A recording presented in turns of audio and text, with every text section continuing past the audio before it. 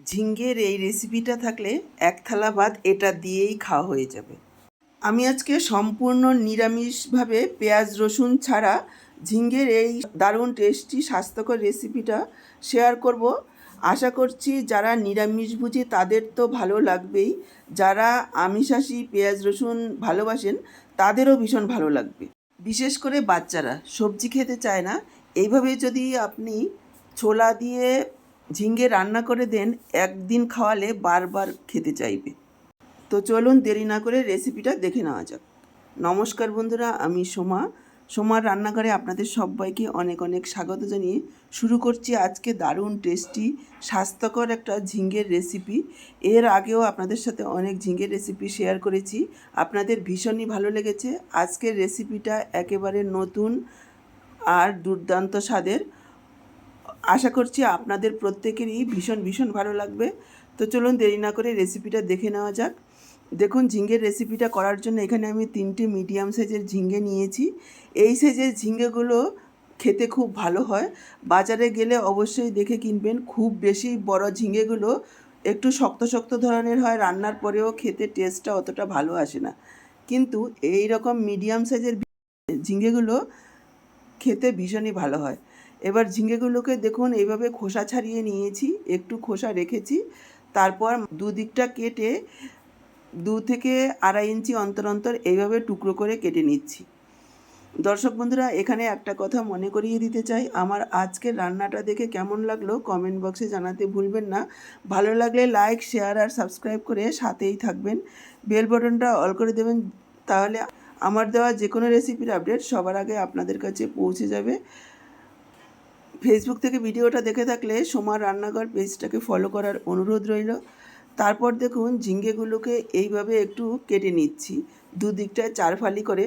তবে পুরোপুরি কাটবো না, নিচটা দিয়ে একটু রেখে দেবো যাতে ঝিঙ্গেগুলো একেবারে টুকরো টুকরো না হয়ে যায়। এভাবে কাটলে কি হবে, মশলাটা ভেতরে ঢুকবে, এতে খেতেও ভালো লাগবে, একেবারে ছোট ছোট হয়ে যাবে না। এইভাবে আমি সবগুলো ঝিঙ্গেকে কেটে নিয়েছি। কাটার পর আরও একবার ধুয়ে নিয়ে চলে আসলাম। আর এইদিকে গ্যাস অন করে কড়াই বসিয়ে দিয়েছি, দিয়ে দিলাম 2 চামচ সর্ষের তেল। তেল গরম হয়ে যাওয়ার পর দিয়ে দিলাম কেটে রাখা ঝিঙ্গেগুলোকে প্রথমে হাই ফ্লেমে প্রায় 2-3 মিনিট ভেজে নেব।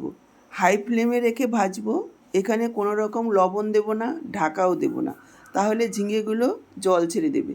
এইভাবে একটু তেলে ভেজে নিলে ঝিঙ্গেগুলো খেতে ভালো লাগবে।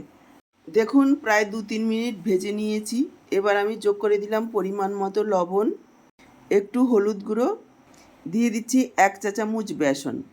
এই বেসনটা দিলে কি হবে, ঝিঙ্গেতে যেহেতু লবণ দেওয়া হয়েছে অনেকটাই জল ছেড়ে দেবে, আর একেবারে তেলতেলে হয়ে ঝিঙ্গেগুলো একেবারে নরম হয়ে চুপসে যাবে। কিন্তু এইভাবে 1 চা চামচ বেসন দিয়ে দিলে ঝিঙ্গেগুলো একেবারেই চুপসে যাবে না, একটু গোটা গোটা থাকবে, দেখতেও ভালো লাগবে, খেতেও ভালো লাগবে। আর বেসনটা দেওয়ার পর ভালোভাবে ভেজে নিতে হবে, কোনো রকমেই যাতে বেসনের কাঁচা গন্ধ না থাকে। যত ভালোভাবে বেসনটা ভাজা হবে ঝিঙ্গের সাথে, ততই কিন্তু টেস্টটাও ভালো আসবে। প্রায় আরও 2-3 মিনিট সময় নিয়ে লো ফ্লেমে ঝিঙ্গেগুলোকে ভাজতে হবে। লো ফ্লেমে অবশ্যই ভাজবেন, তা না হলে কিন্তু বেসনটা পুড়ে যাবে, বেসন পুড়ে গেলে খেতে ভালো লাগবে না। দেখুন, ঝিঙেগুলো আমার ভাজা হয়ে গেছে, তুলে নিলাম। এবার ওই একই কড়াতে আরও 2 টেবিল চামচ পরিমাণ তেল দিয়ে দিয়েছি। ফোড়নে দিয়ে দিলাম 1/2 চা চামচ গোটা জিরে, একটা শুকনো লঙ্কা আর 1/4 চামচ হিং। এই হিংটা দিলে যেমন স্বাদটা ভালো হবে, সেরকমই হিং আমাদের শরীরের জন্য ভীষণ ভালো। এই গরমে খুব বেশি পেঁয়াজ রসুন না খেয়ে সম্পূর্ণ নিরামিষভাবে এইভাবে যদি হিং ফোড়ন দিয়ে ঝিঙ্গের এই রেসিপিটা করে নেওয়া যায়, খেতে কিন্তু ভীষণই ভালো হয়, আর আমাদের স্বাস্থ্যের পক্ষেও ভীষণ ভালো। এবার কয়েক সেকেন্ডের জন্য ভেজে নেব লো ফ্লেমে, কোনো রকমে হাই ফ্লেমে ভাজবেন না, তাহলে কিন্তু হিংটা পুড়ে যাবে, হিং পুড়ে গেলে স্বাদ নষ্ট হবে। এবার কয়েক সেকেন্ড ভেজে নেওয়ার পর আমি এখানে যোগ করে দিলাম মশলা। এর মধ্যে রয়েছে 1/2 ইঞ্চি আদা, 2টো কাঁচা লঙ্কা এভাবে একটু টুকরো করে দিয়েছি যাতে পেস্ট করতে সুবিধা হয়, আর একটা টমেটো। এভাবে একটু পেস্ট করে নিয়েছি, সেটাই আমি এখানে যোগ করে দিলাম। আর সাথেই দিয়েছি মিক্সচারের জারটা ধুয়ে অল্প পরিমাণে একটু জল, কেননা অনেকটাই মশলা লেগেছিল। আর যোগ করে দিচ্ছি হাফ চা চামচ পরিমাণ লবণ। পুরো রান্নাটায় যতটা লবণ লাগবে আমি পুরোটাই এখানে দিয়ে দিলাম। এতে করে টমেটোটা খুব তাড়াতাড়ি কষানো হয়ে যাবে, নরম হয়ে যাবে। প্রথমে 2 মিনিট মতো মশলাটাকে এইভাবে একটু কষিয়ে নেব, যাতে করে টমেটোর কাঁচা গন্ধটা চলে যায়। এদিকে দেখুন আমি নিয়েছি 50 গ্রাম ভেজানো ছোলা। আমি রাতের বেলা ভিজিয়ে রেখেছি, মোটামুটি 3-4 ঘন্টা ভিজিয়ে নিতে হবে। এতে করে সেদ্ধটাও খুব তাড়াতাড়ি হবে আর পুষ্টিগুণও অনেকটাই বেড়ে যাবে। ছোলাটাকে জল ঝরিয়ে নিয়ে আসলাম, ভালোভাবে ধুয়ে ভিজিয়ে রেখেছি। এবার নিয়ে নিচ্ছি প্রেসারে, দিয়ে দিলাম হাফ কাপ জল আর পরিমাণ মতো একটু লবণ, একটু হলুদ গুঁড়ো। এবার প্রেসারটাকে আটকে 2টো সিটি মারবো মিডিয়াম ফ্লেমে। দেখুন 2টো সিটি মারার পর ছোলাটা খুব সুন্দরভাবে সেদ্ধ হয়ে গেছে, গোটা আছে অথচ টিপ দিলে গলে যাচ্ছে।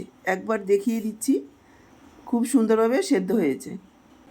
এবার ছোলাগুলোকে আমি জল থেকে ছেঁকে তুলে রাখছি আলাদা করে। দর্শক বন্ধুরা, আরও অনেক রকম আমিষ নিরামিষ রেসিপি রয়েছে আমার আহারি বাহার রান্নাঘর চ্যানেলে, চাইলে আপনারা দেখে নিতে পারেন। আমি আজকের রেসিপিটাও সম্পূর্ণ নিরামিষভাবে তৈরি করছি। যারা পেঁয়াজ রসুন খাবেন তারা পেঁয়াজ রসুন দিয়েও করতে পারেন। আজকের রেসিপিটা পুরোটাই পেঁয়াজ রসুন ছাড়া, কিন্তু খেতে হবে অসাধারণ। এবার দেখুন জলটা আলাদা করে নিয়েছি, জলটাও আমি ফেলবো না, রান্নায় ব্যবহার করব। আর এখানে আমি 1 মুঠো চিনেবাদাম ভিজিয়ে রেখেছিলাম 30 মিনিট আগে। বাদামটাকে এইভাবে একটু ভেঙে নিয়েছি। এদিকে টমেটোটা দেখুন প্রায় 2 মিনিট মতো কষানো হয়ে গেছে। এবার এখানে আমি যোগ করে দিচ্ছি কিছু গুঁড়ো মশলা। দিয়ে দিলাম হাফ চা চামচ পরিমাণ ধনের গুঁড়ো, হাফ চা চামচ পরিমাণ জিরের গুঁড়ো, একটু হলুদ গুঁড়ো, আর দিয়ে দিলাম হাফ চা চামচ কাশ্মীরি লাল লঙ্কার গুঁড়ো। এটা সম্পূর্ণই অপশনাল, আমি কালারের জন্য দিয়েছি, আপনারা চাইলে নাও দিতে পারেন। এটা কাঁচা লঙ্কার ঝালেই ঝাল হবে। আর আপনারা যদি ঝাল বেশি খেতে পছন্দ করেন তাহলে লাল লঙ্কা দিতে পারেন, আমি আর লাল লঙ্কাটা দেব না। এই সমস্ত সবজি কিন্তু হালকা ঝালেই বেশি ভালো লাগে খেতে। এবার পুরো মশলাটাকে আরও কিছুক্ষণ কষিয়ে নেব, যাতে করে মশলার তেল ছেড়ে আসে। আর লো ফ্লেমে মশলাটাকে কষাবো। দেখুন প্রায় আরও 2 মিনিট মতো মশলাটাকে কষিয়ে নিয়েছি। এবার আমি যোগ করে দিলাম ভেঙে রাখা বাদাম। মিক্সচারের জারটা ধুয়ে অল্প পরিমাণে একটু জল দিয়ে দিলাম। যেহেতু অল্প তেলে রান্নাটা করছি, এইভাবে অল্প অল্প জল দিয়ে মশলা কষালে মশলাটা খুব ভালোভাবে কষানো হবে, এতে করে স্বাদ কিন্তু বাড়বে।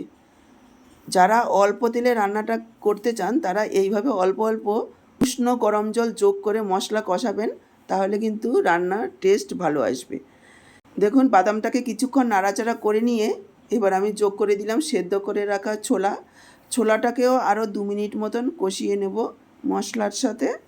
নাড়াচাড়া করে নিয়ে একটু ঢেকে দিচ্ছি, এতে করে ছোলাগুলো আরও একটু নরম হয়ে যাবে আর ভালোভাবে মশলাটাও কষানো হবে।